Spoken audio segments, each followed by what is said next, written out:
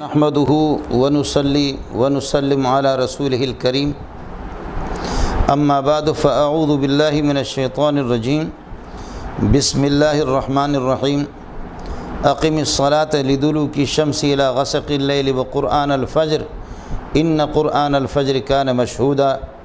ومن الليل فتهجد به نافلة لك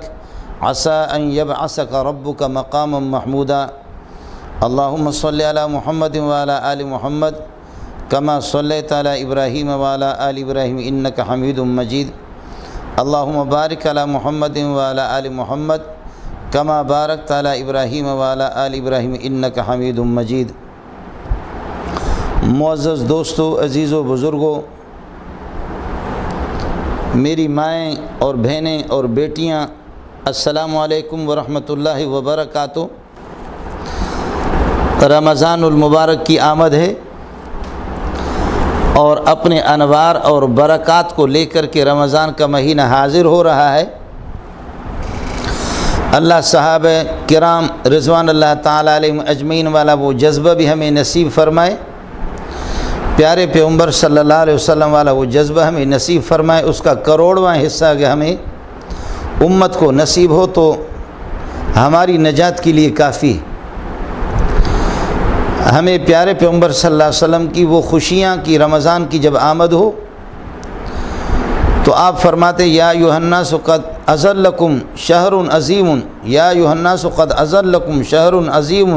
شہر مبارک شہر فیہ لیلۃ خیر من الف شہر۔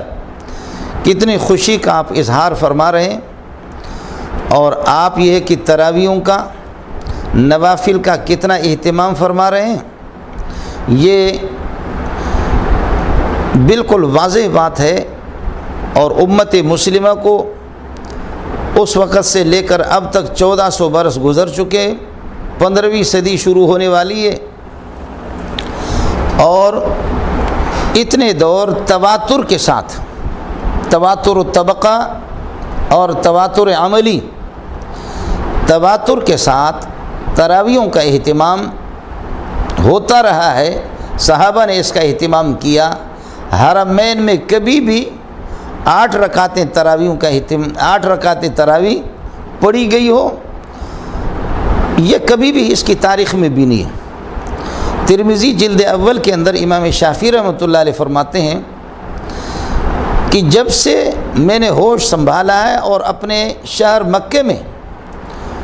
بلد حرام میں، مکے میں نے لوگوں کو دیکھا ہے کہ 20 رکعتیں تراویح وہ ضرور پڑھتے ہیں۔ ترویحۃ عربی میں کہتے ہیں 4 رکعت کے بعد بیٹھ کر کے تھوڑی سی دعائیں اور ذکر و اذکار کا اہتمام کرتے ہیں، یہ ترویحۃ ہوتا ہے۔ 8 رکعت کے بعد ترویحتان، 12 رکعت ترویحات، 16 اور 20 اس کو کہتے ہیں تراویح۔ وہ لوگ جو کہ کہتے ہیں 8 رکعت اور اس پر لفظ تراویح کا استعمال کر کے اطلاق کرتے ہیں، خدا جانے ایسے ہی لگتا ہے کہ نہ ان لوگوں نے عربی علوم پڑھی ہے، نہ عربیت سے اور گرامر سے ان کو کوئی واقفیت ہے، نہ انہوں نے قرآن و سنت کو دیکھا ہے۔ تراویح کہتے بھی ہے اور ادھر سے کہتے کہ 8، اور امت کو، عام طبقہ کو اس طریقہ پر تشویش میں اور پریشانی میں مبتلا کرنا کہ بخاری میں ہے، بخاری کا نام لے کر کے، بخاری میں ہے کہ ما کان یزید، حضرت عائشہ کی روایت ہے کہ ما کان یزید فی رمضان ولا فی غیری علی 11 رکعتن، کہ پیارے پیغمبر صلی اللہ علیہ وسلم رمضان اور غیر رمضان میں 11 رکعت سے زیادہ نہیں پڑھتے تھے۔ میں نہیں سمجھتا حافظ شیئا وغابت عنک اشیاء کہ ایک صفحہ کی حدیث آپ کو مل گئی، اور بخاری جو کہ عربی صفحات میں ہزاروں صفحات کی کتاب ہے، بخاری کے اندر احادیث مرفوع بھی ہے، موقوفہ بھی ہے، مقطوع بھی ہے۔ ایک روایت آپ نے دیکھی اسی بخاری میں، ایک جگہ نہیں، 3-4 جگہوں میں یہ روایت ابن عباس کی کہ رات کو آپ صلی اللہ علیہ وسلم اٹھے بقول آپ کے کہ تہجد اور تراویح ایک ہے، اگر کوئی آپ سے پوچھے کہ تہجد اور تراویح ایک ہے تو اللہ کے لیے یہ بتا دو کہ تراویح کا ثبوت قرآن سے ہے؟ کوئی مولوی اس کے لیے تیار نہیں ہوگا۔ میں اہل حدیث حضرات کو خطاب نہیں کر رہا ہوں، اہل حدیث قربان جاؤ مولانا احسان الہی ظہیر رحمۃ اللہ علیہ پر، اور اہل حدیث عبدالستار محدث دہلوی جیسے حدیث کو جاننے والے جو محدثین تھے، سید نذیر حسین، ان کو نہیں کہہ رہا ہوں، اس طبقے کو کہہ رہا ہوں کہ اللہ کرے کہ مجھے اور آپ کو آپس میں بٹھا دیں، خدا ہماری حکومتوں کو توفیق دے دے کہ آپ جیسوں کو میرے ساتھ بٹھا دے اور کچھ علماء بیٹھ جائیں، پھر دیکھ لیں۔ ما کان یزید فی رمضان ولا فی غیر علی 11 رکعتن، یہ روایت تو ہے ابن عباس کی، یہ روایت بھی ہے کہ رات کو آپ اٹھے، بقول آپ کے تہجد اور تراویح ایک ہے۔ فصلی رکعتین ثم صلی رکعتین ثم صلی رکعتین ثم صلی رکعتین ثم صلی رکعتین ثم صلی رکعتین ثم اوتر، 6 مرتبہ صلی رکعتین 12 رکعت بھی ہے۔ تو یہ پیکج اور یہ سہولت،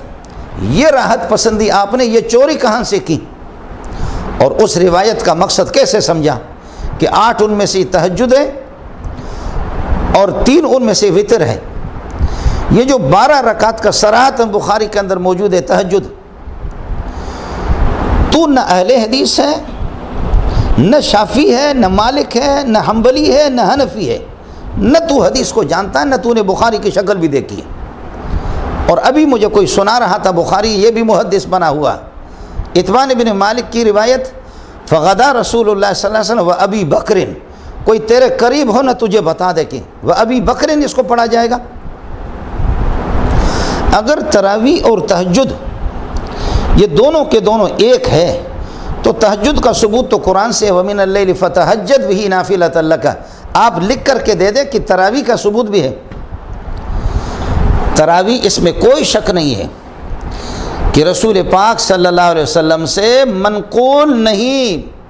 20 رکعت منقول الگ چیز ہے، ثابت، اور آپ کہہ رہے ثابت نہیں، ثابت الگ چیز ہے، منقول الگ چیز ہے۔ میری گزارش ہوگی آپ سے تو تراویح مال جماعت کے ساتھ فی جمیع رمضان، پورے رمضان میں تراویح، چل تو 8 اگر مان لے،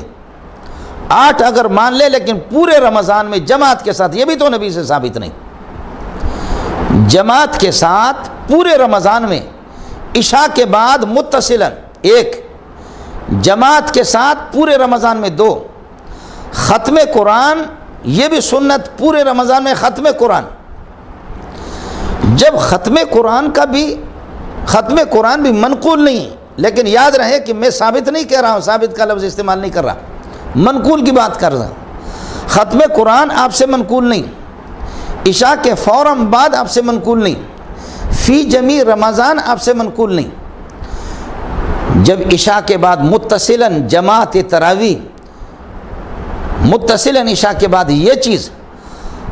اور جماعت کے ساتھ پورے رمضان میں ما ختم القرآن، یہ 3-4 چیزیں، یہ کہاں سے ثابت ہے؟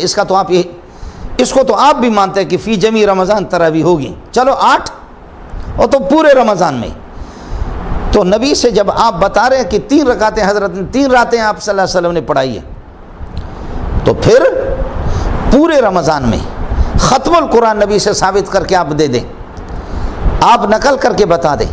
عشاء کے بعد متصلاً پورے رمضان کے اندر یہ 3-4 باتوں کا اہتمام آپ بھی کرتے ہیں، انڈا چور مرغا چور تو آپ بھی ہے۔ جب یہ باتیں لازمی طور پر مجبور ہو کر کے آپ کو کہنا پڑے گا، اس کا ثبوت امت سے ہے، صحابہ سے ہے، جب صحابہ سے اس کا ثبوت ہے تو 20 رکعت بھی صحابہ سے ثابت ہے، یہ حضرت عمر سے ثابت ہے۔ پھر ہر چیز کو، مجھے یہ اللہ کی ذات سے کبھی امید ہے، بعض متواتر اعمال ہے، تواتر عملی اور تواتر طبقہ کے ساتھ مروی ہے، تواتر طبقہ تواتر عملی کے ساتھ مروی ہے، اس کے لیے تواتر حدیث صحیح خبر واحد سے بھی زیادہ مضبوط دلیل ہوتی ہے۔ تواتر عملی، تواتر طبقہ، بقول آپ کے، میں تو آپ کا اہل حدیث نہیں سمجھتا، اہل حدیث جو حدیث کو جانتے ہیں ان کا تو میں خادم ہوں، میں جانتا ہوں کہ میں آپ کو اہل حدیث بھی نہیں سمجھتا، کسی مذہب سے بھی آپ کا تعلق بھی نہیں سمجھتا۔ سبحان اللہ، ایک تو پتہ نہیں وہ مسٹر ہے، ہمارے بھی خطیب صاحب بھی جا کر کے اس کے پیشانے بھی چومتا ہے، فیما بلغنا عن الزہری کو پڑھتا ہے فیما بلغنا عن الزہری. یہ ہمارے دوسرے تیسرے سال کے جو عربی پڑھنے والا ہوتا اس کو بھی پتہ ہوتا ہے بلغنا الگ چیز ہے اور بلغنا الگ چیز ہے. جب آپ عشاء کے بعد متصل جماعت کے ساتھ ختم القرآن فی جمیع رمضان ان تین باتوں کی قائل ہے، اور اہل حدیث حضرات قائل گزرے ہیں، میں آپ کو تو اہل حدیث نہیں سمجھتا. اہل حدیث جو واقعتاً حدیث کو جانتے ہیں، حدیث کا کون انکار کر سکتا ہے؟ یہ چیزیں جب صحابہ کو آپ حجت سمجھتے ہیں، اور اگر آپ اس روایت کو بھی صحیح سمجھتے ہیں علیکم بسنتی وسنت الخلفاء الراشدین المہدیین، جو صحابہ کا اس پر اجماع عملی ہے، اجماع سکوتی ہے، امت کا اس پر اجماع ہے. اجماعی مسائل کو چھیڑ کر کے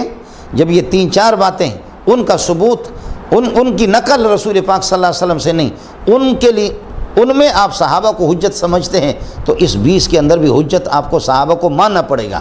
پھر آپ بتا دیں،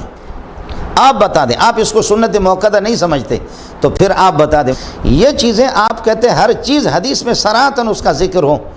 تو میں دیکھتا ہوں لا الہ الا اللہ محمد الرسول اللہ، یہ کلمہ کسی ایک حدیث کے اندر اس طرح، کلمہ شہادت کی بات نہیں کر رہا، کلمہ طیبہ کی، لا الہ الا اللہ محمد الرسول اللہ، یہ تواتر طبقہ ہے، تواتر عملی ہے. یہ صحابہ سے جب آپ کو پہنچا ہے، صحابہ کو آپ اس میں حجت سمجھتے ہیں. کھول بخاری مجھے دکھا دے، ترمذی، نسائی، ابو داؤد، ابن ماجہ، ہاں ایک دو حدیثیں ہیں غیر مشہور کتابوں کے، وہ اس میں پھر جب آپ اس کو پیش کریں گے پھر روات پر مجھے کلام کرنے دینا. میں عوام کو اس قسم کی تشویش میں مبتلا کرنا نہیں چاہتا، پریشان کرنا نہیں چاہتا، لیکن مجبور ہو کر کے تیرے جیسے محققین نے اس کا اعتراف کر دیا کہ ما جاءت الکلمۃ الطیبۃ برأسها فی حدیث واحد صحیح، کلمہ طیبہ کسی حدیث کے اندر نہیں آیا. جب نہیں آیا آج اعلان کر لیں. جب کلمے میں حجت صحابہ کو سمجھتے ہو، تابعین کو، تبع تابعین کو سمجھتے ہو، اور امام شافعی، مالک، احمد بن حنبل کو سمجھتے ہو حجت، تو اس کلمے کے اندر ان کو حجت سمجھتے ہو، تو تراویح 20 رکعت میں بھی آپ کو حجت ماننا پڑے گا. تواتر کے ساتھ بہت سے اعمال تواتر کے ساتھ ثابت ہے.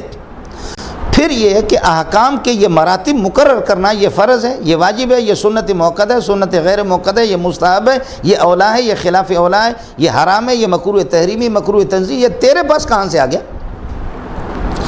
ان چیزوں کا صراحتاً حدیث میں ذکر کہاں ہے؟